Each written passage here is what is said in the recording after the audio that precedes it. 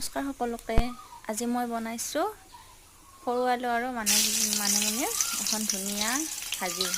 প্ৰথমতে মই তেলখিনি দি লৈ এটা জলকীয়া দি দিছোঁ তেলত। জলকীয়াটো অকণমান ভাজি হোৱাৰ পিছত পিঁয়াজখিনি কাটি দি দিছোঁ।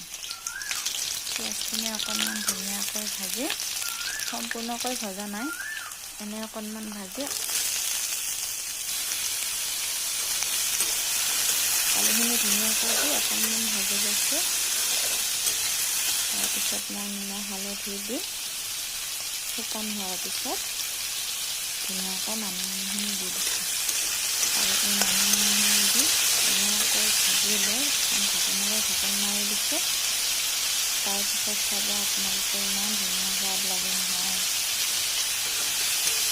অকণমান বেলেগ মছলা দিলেও দিব পাৰে, কিন্তু মই মছলা নিদিয়াকৈ বনাইছোঁ। এনেকৈ খাই খুব ভাল লাগে। মানিমুনি আৰু সৰু আলু ভাজিখন খুবেই প্ৰিয় আমাৰ ঘৰৰ সকলোৰে। আমি এনেকৈ প্ৰায় খাই থাকোঁ। আজি দুপৰীয়া সাজত এনেকৈ খাম বুলি বনালোঁ। কোনে এনেকৈ খাই জনাব। আমাৰ এই মানিমুনি ভাজি, মানিমুনি আঞ্জা বনাই খাব পাৰি, কিন্তু এনেকৈ খাওঁ আমি। ভিডিঅ'টো চাই লাইক কমেণ্ট শ্বেয়াৰ কৰিব, লগতে মোৰ চেনেলটো ছাবস্ক্ৰাইব কৰিব নাপাহৰিব। ধন্যবাদ। আগলৈ চাই থাকিব।